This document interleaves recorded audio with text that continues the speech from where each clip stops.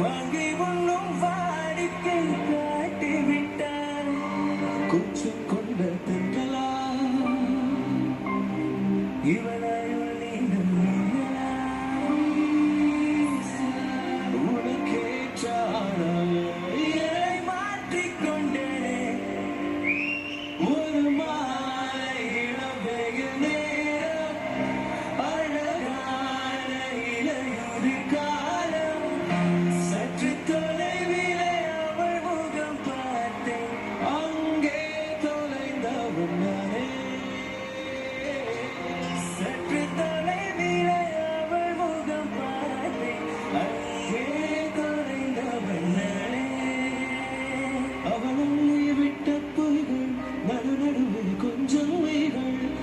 இதனோரம் சிரிப்பொடி தொட்டிக் கொண்டிருந்த